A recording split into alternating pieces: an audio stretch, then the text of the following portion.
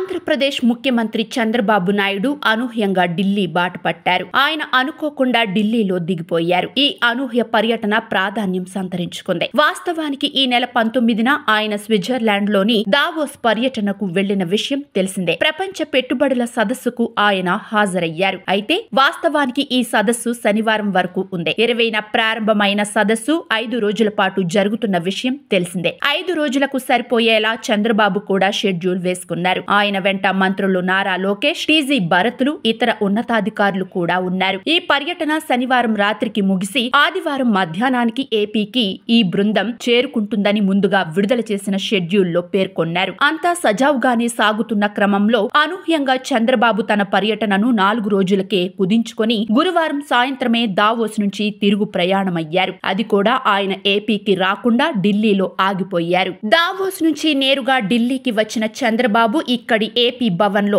బస చేశారు. ఆయన కేంద్ర ఆర్థిక శాఖ మంత్రి నిర్మలా సీతారామన్ సహా పలువురు కేంద్ర మంత్రులతోనూ భేటీ కానున్నట్టు తెలిసిందే. మరో వారంలో కేంద్రం 2025-26 వార్షిక బడ్జెట్ ను ప్రవేశపెడుతున్న విషయం తెలిసిందే. ఈ క్రమంలో ఏపీ ప్రాధాన్యాలు, ప్రాజెక్టులకు నిధుల కేటాయింపు వంటి అంశాలపై నిర్మలా సీతారామన్ తో చంద్రబాబు అత్యవసరంగా చర్చించనున్నారని అధికారులు చెబుతున్నారు. వాస్తవానికి ఇప్పటికే కేంద్ర బడ్జెట్ కు సంబంధించి చర్చలు పూర్తయ్యాయి. అయితే చివరి నిమిషంలో ఏదైనా మార్పులు ఉండే అవకాశముందని, అందుకే చంద్రబాబు పోలవరం, అమరావతి, వెనుకబడిన జిల్లాలకు సంబంధించి నిధుల కేటాయింపుపై చర్చించేందుకు ఢిల్లీ బాట పట్టారని అంటున్నారు.